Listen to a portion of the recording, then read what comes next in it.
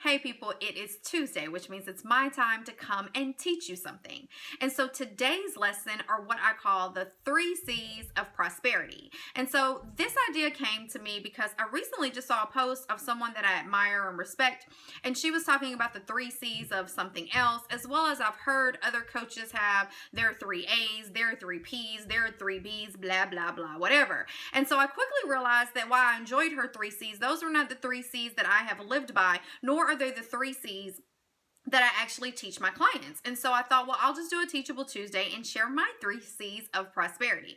And so the first C that you want to have and that you need to have is you have to have crystal clear clarity on the vision of your life. Now, I'm going to say that again, the vision of your life, not just the vision for your business. And here's why. Number one, the reason is that I teach purpose-centered business, which means I teach you how to build from within versus trying to build something externally. Those are 2 very different ways of building a business. The other reason is because I've done it the wrong way, and I don't want that for my clients. So the wrong way for me looked like I built something that I was good at, I was talented at, it came easily to me, as well as I probably could have been really prosperous if I was willing to continue.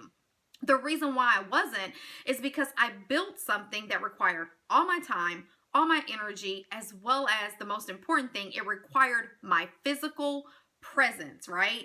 And that is not the vision for my life. So the vision for my life was always I needed to be able to move and shake and do what I wanted and go and be able to work on top of a mountain, on top of a beach, if that's what I wanted to do.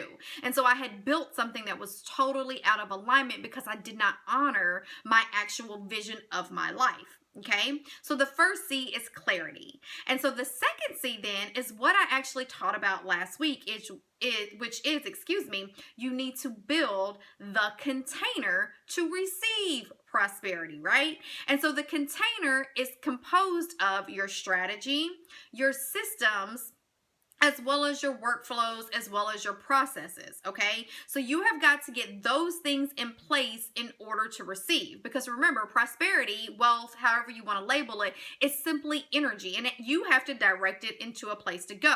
You can't keep hoping, praying, and wishing, and then have not ever do the work of building it, right? So you need to build the container. So once you are clear, then you can build the container. The last C that you need to receive prosperity is you're going to have to be consistent. And yes, I have taught on this before because, again, it's something that has to be reiterated. Now, consistency does not look like this. And I see so many people do that, right? Consistency is not going really, really hard in the paint and then stopping. And then starting again and going really, really hard in the paint and then stopping. Because here's what happens. You never build up the like, know, and trust factor because people don't trust you. They trust that you're going to start and that you're going to go real hard in the paint for 4 or 5 days or whatever it is you want to do, and then you're going to fall back off again, right? And so what happens with people who are inconsistent is that they're living by their feelings, right? So if I feel well today, then I'll do it. If I don't, it's my feelings and my moods. And you can't have that if you're going to have a business. You have to be consistent. And when I say consistent, I'm talking about daily consistent, right? Regardless of what that looks like in all areas of your business, you have to be consistent. And so what's the difference between people who are consistent and inconsistent? And so I've narrowed it down to 2 things in my opinion, as well as with my experience working with several women.